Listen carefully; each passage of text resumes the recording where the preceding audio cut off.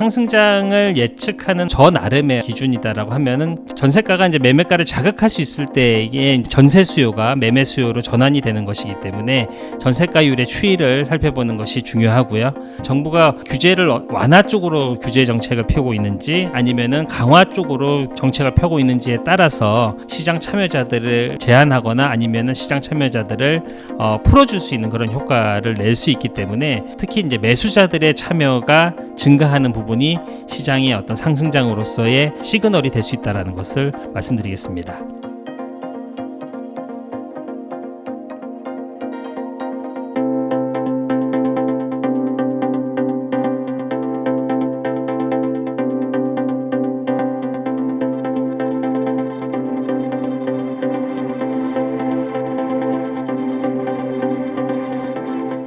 무주택자, 다주택자의 투자 기준에 대해 말씀 부탁드립니다.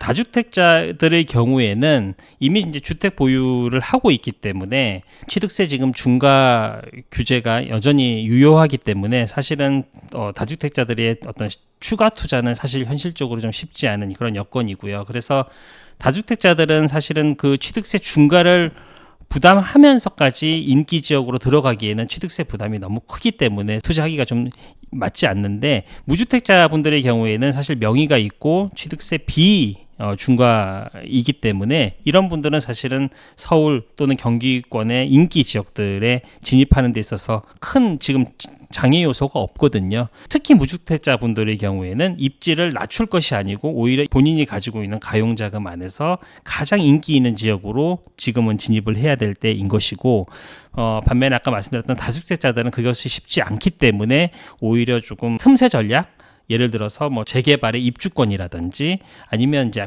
아파트가 아닌 쪽, 뭐 상가라든지 이런 쪽에 대한 투자를 좀 검토해 볼 그럴 필요가 있는 것이죠.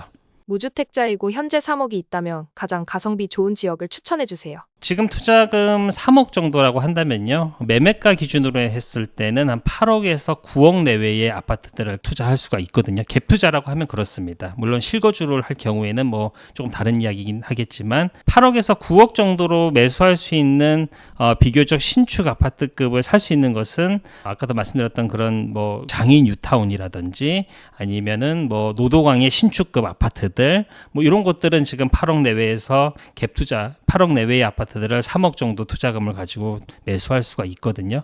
이런 것들을 좀 보시면 좋을 것 같습니다. 가용할 수 있는 자금이 5억이라면 어디를 추천하시나요? 5억도 마찬가지인데요. 5억도 지금 가용자금 5억이라면 매매가 기준으로 했을 때는 10억에서 한 11억 정도의 아파트를 투자할 수가 있거든요. 이럴 경우에는 사실 선택지가 굉장히 좀 많고요. 신축이면 물론 좋겠지만 신축이 조금 어렵다고 한다면은 구축 투자로서 해볼 수 있는 곳들, 인기 지역들은 많이 있습니다. 뭐 마포구라든지 성동구라든지 동작구라든지 강동구라든지 이런 곳들도 투자금 5억으로는 들어갈 수 있는 단지들이 많이 있거든요. 무주택자이고 본인이 조금 가용자금을 조금 크게 실는 어떤 그런 투자를 하신다면은 인기 지역으로 들어가시는 게 좋을 것 같고, 투자금이 조금 부족하고 또 인기 지역으로 들어가기에는 조금 자금이 부족하다라고 한다면은 아까 말씀드렸던 그런 노도강 지역의 신축 아파트들, 이런 곳들을 조금 접근해 보시는 것이 좋을 것 같습니다. 미분양 대책, DSR 완화, 양도세 5년 면제가 추진된다면 어떤 영향이 있을까요? 물론 당연히 파급력이 있을 거라고는 보여요. 근데 그것이 대구에 한정된다라는 부분이 조금 한계가 있고요. 그리고 아까도 말씀드렸던 다주택자들의 취득세 중과, 이 부분에 대한 해결이 되지 않는 이상은 사실 그런 양도세 면제라든지 대출 규제 완화라든지 뭐 이런 것들이 사실은 다주택자들에게는 실질적인 어떤 혜택으로 작용하지는 못할 것 같아요. 그래서 대구시에서 미분양을 털어내는 데 있어서, 그러니까 대구에 계시는 실거주하시는 분들께는 대단히 좋은 혜택이 될 수는 있겠지만 대구 이외에 투자자들이 좀 접근하기에는 조금 한계가 있는 그런 제도가 아닐까라는 생각이 들고, 어쨌든 다주택자들의 취득세 중과 완화, 이것이 시장의 어떤 다음 향후의 핵심 트리거가 될 가능성이 있기 때문에 이 부분을 좀 예의주시해야 될 것 같습니다. 말씀하신 노도강, 신분당선 라인에 진입을 한다면 매수 매도 타이밍을 말씀해 주실 수 있을까요?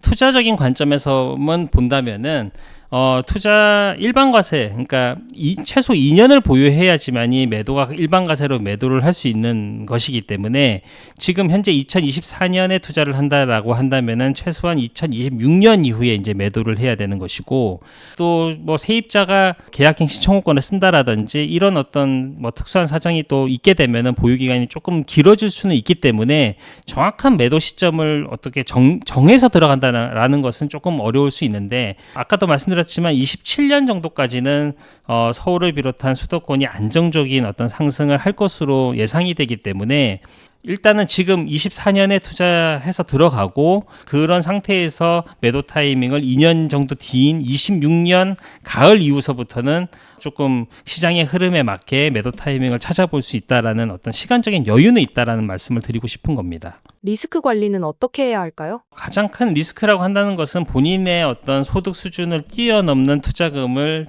가지고 투자를 하는 경우가 가장 큰 리스크라고 보는 것이거든요. 그렇기 때문에 영끌 투자를 권해 드리지는 않아요. 그러니까 본인의 어떤 소득 수준에 맞게끔 투자를 하는 것이 중요하고, 제가 뭐 전망은 27년까지 안정적으로 상승할 것이다라고 예상을 하지만, 뭐 아까도 말씀드렸던 그런 대외적인 변수 때문에 시장이 다시 또 변화할 수 있는 그런 여지는 분명히 있는 것이거든요. 그렇기 때문에 너무 시장을 장밋빛 미래만을 가지고 시장을 볼 것이 아니라 시장이 예상과는 달리 흘러갈 수 있다라는 점을 고려하셔가지고 대출이라든지 자금 여력에 대한 부분을 좀 잘 관리해 나가는 것이 필요하지 않을까라는 생각을 하고 있습니다. 부동산 폭등으로 가는 트리거가 있다면 어떤 것일까요? 지금 이제 남은 어떤 그 규제 중에서 가장 강력한 규제라고 하는 것은 다주택자들의 어떤 취득세 중과 이 부분이거든요. 사실 윤석열 정부 들어오면서 다주택자들에 대한 어떤 취득세 중과 완화에 대한 어떤 계획도 발표를 했었는데 결국 국회 통과를 하지는 못했거든요. 그 부분이 이제 저는 앞으로의 어떤 시장 방향을 만들어가는 데 있어서의 가장 중요한 키포인트다라고 생각을 하고요. 개인적으로는 다주택자들의 취득세 중과 완화는 쉽지는 않다라고 보이기 때문에 사실은 그건 야당의 어떤 동의도 필요한 부분이고요. 또 그것을 풀어주었을 경우에 부동산 시장의 어떤 상승을 자극하는 어떤 그런 동기로 작용할 가능성이 크다라는 것을 여당, 야당 모두 다 알고 있기 때문에 쉽게 풀어줄 거라고 생각을 하지는 않습니다. 그렇기 때문에 다주택자들이 시장에 참여하지 못하고 있기 때문에 또 지금의 시장을 만들어가는 것은 무주택자 그리고 1주택자, 2주택자까지 이제 시장에 참여할 수 있는 그런 시장 구조이다 보니까 시장이 폭등을 하기에는 사실은 좀 수요층이 조금 제한되어 있다 이렇게 이제 생각을 하고 있고요. 그래서 아까 또 말씀드렸지만 시장이 27년까지 안정적으로 흘러가긴 하겠지만 그것이 폭등장으로 이어진다라고 생각을 하지는 않고 완만한 수준에서의 점진적인 상승 이런 정도로 이제 예상하는 것은 결국에는 다주택자들의 어떤 취득세 중과 완화 규제가 계속 유지될 것이다라는 것을 전제로 하고 말씀을 드리는 거예요. 물론 그것이 완화된 경우에는 뭐 저 같은 다주택자들도 투자가 쉬워지는 것이기 때문에 당연히 매수에 이제 가담을 하게 되는 것인데 이제 그런 것들은 이제 정부가 허용해 주지는 않을 것 같다라는 것이 이제 제 생각입니다. 상승장 반전에 세 가지 신호가 있다고 하는데 어떤 것일까요? 네, 상승장을 예측하는 저 나름의 어떤 기준이다라고 하면은 제 책에서도 이제 세 가지를 소개를 하고 있는데 첫 번째는 그 전세가율이라고 생각을 합니다. 전세가가 이제 매매가를 자극할 수 있을 때에 이제 전세 수요가 매매 수요로 전환이 되는 것이기 때문에 전세가율의 추이를 살펴보는 것이 중요하고요. 두 번째는 이제 정부 규제입니다. 정부가 규제를 완화 쪽으로 규제 정책을 펴고 있는지 아니면은 강화 쪽으로 정책을 펴고 있는지에 따라서 시장 참여자들을 제한하거나 아니면은 시장 참여자들을 풀어줄 수 있는 그런 효과를 낼 수 있기 때문에 정부 규제에 대한 부분을 좀 두 번째로 보셔야 되는 것이고요. 세 번째는 이제 시장의 참여자들입니다. 그래서 매수자들이 많이 참여하고 있는 시장인지 아니면은 매도자들이 많이 참여하고 있는 인지에 따라서 시장의 상승을 이제 점칠 수가 있는데요. 전세가율의 상승, 그리고 대출 규제의 완화, 그리고 정부 규제의 완화, 세 번째는 그 시장 참여자들, 특히 이제 매수자들의 참여가 증가하는 부분이 시장의 어떤 상승장으로서의 시그널이 될 수 있다는 것을 말씀드리겠습니다. 그렇다면 이 세 가지 신호가 반대로 일어난다면 하락장이라고 봐도 될까요? 맞습니다. 반대로 전세가율이 계속 떨어진다. 한다라든지 또 매도자들이 시장에 많이 참여를 한다라든지 매수자보다 매도자가 더 시장에 많이 참여한다라든지 아니면 정부의 어떤 정책 기조가 규제 강화 쪽으로 흘러가게 된다라고 한다면은 시장은 당연히 이제 하락 쪽으로 방향을 튼다라고 볼 수 있겠습니다. 상승장을 제대로 누리기 위해서는 어떤 것을 준비해야 할까요? 상승장을 사실 제대로 이용을 누리려면 반드시 하락장에 투자를 하셔야 되는 거예요.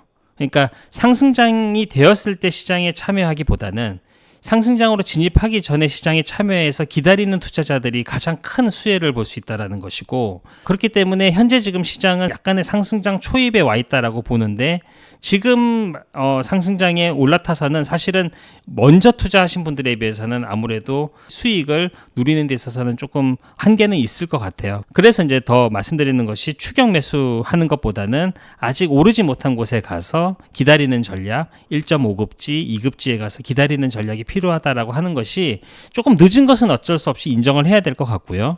아직 못 오른 곳이 따라오를 분위기가 만들어지고 있기 때문에 그런 곳에 가서 좀 기다리면서 어떤 시장의 흐름이 찾아올 때까지 기다리는 전략, 지금 그런 것들이 필요하다라는 것이죠. 부동산 매수만큼 중요한 게 매도인데 매도를 잘하는 방법이 있을까요? 제가 10년 이상 이렇게 투자를 해오면서 저도 물론 그랬고요. 또 블로그를 통해서 많은 분들 이야기를 듣고 사례를 접하면서 제 나름의 어떤 매도의 기준이다라고 생각하는 것은, 욕심을 좀 내려놓을 때 매도가 좀 쉬워진다라고 생각을 합니다. 많은 분들이 매도를 어려워하는 이유는 두 가지예요. 첫 번째는 시장이 뜨거워졌을 때 부동산 가격이 계속 오르기 때문에 내일 오르고 그 다음날 오르고 계속 오르기 때문에 그걸 못 파는 것이거든요. 그때 이제 과감하게 매도를 할 수 있는 그런 용기를 가진 사람이 매도를 일단은 잘하는 사람인 것이고요. 매도를 또 못하게 되는 두 번째 이유는 시장이 하락장일 때 매도가 하기가 힘듭니다. 왜 그러냐면은 매수하는 사람들 자체가 이제 부족하기 때문에 이제 힘든 것인데,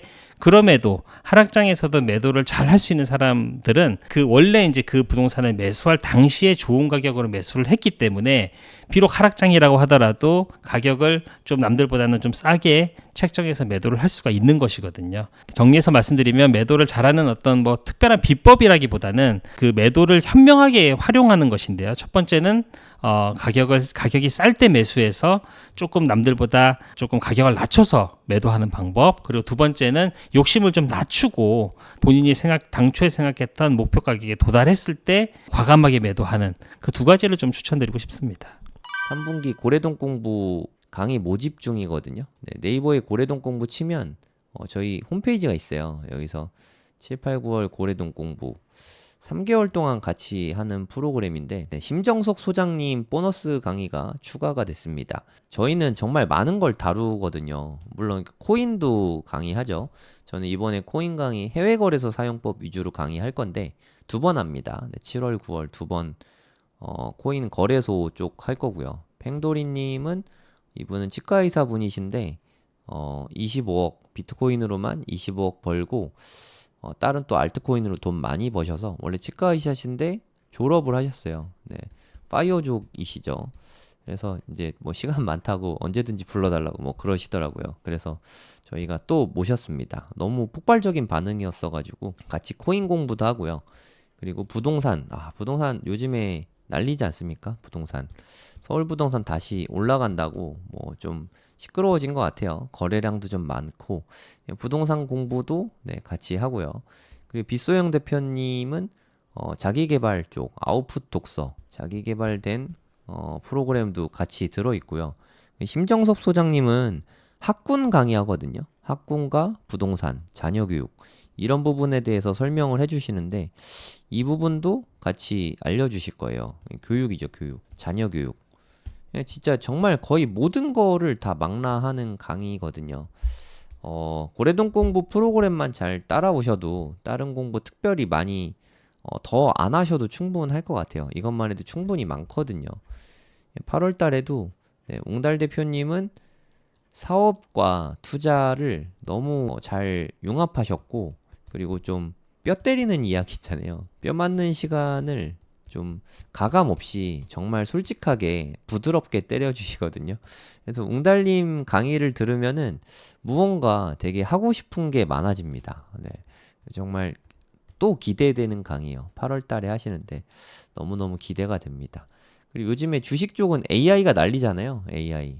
AI 요즘에 저 이효석 대표님 컨텐츠 되게 많이 보고 있는데 와, 저보다 더 부지런하시더라고요. 그러니까 진짜 이분은 거의 안 주무시는 것 같아요. 뭐 진짜 대단하십니다. 컨텐츠도 되게 많이 만드시고 또 저는 양은 많이 하지만 사실 뭐 질이 엄청 뛰어나다라고 말씀드릴 수가 좀 그러긴 좀 부끄러운데 이호석 대표님은 양도 많은데 질도 되게 좋더라고요. 그 인사이트를 직접적으로 배울 수 있는 시간이죠. 다 줌으로 실시간 강의하거든요. 이럴 때가 아니면 네, 제가 또 언제 이호석 대표님을 만나서 이렇게 질의응답할 시간이 있겠습니까? 여러분들도 고래동 공부 오시면 같이 이야기 나눌 수 있습니다. 그리고 일반 직장인이신데 비트코인 투자로 네, 부를 많이 이루셨죠. 네, 호필님도 오십니다. 원래 이분은 공기업 다니시는 직장인이세요, 직장인. 네, 지금도 직장 다니고 계십니다.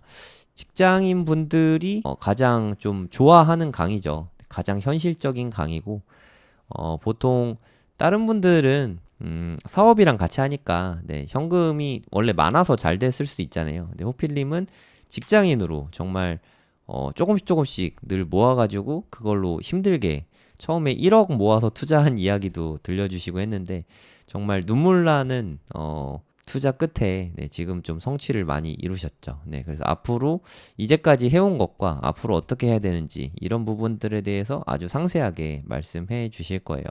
네, 빛 대표님이 또 독서 모임과 자기계발 쪽 이끌어 주실 거고요.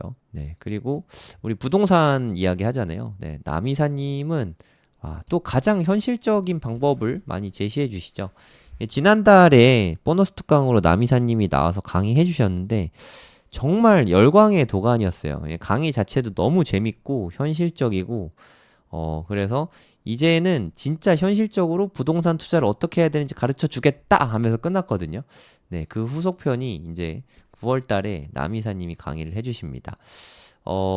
남이사님 이런 얘기를 하시더라고요. 그러니까 내가 가진 현금이 현재 얼마든 상관이 없다. 네, 누구나 부동산 투자를 할 수 있다. 이 비법을 알려주신다니까 네, 저도 기대가 많이 됩니다. 기회 되시는 분들은 신청해 주시면 감사하겠습니다.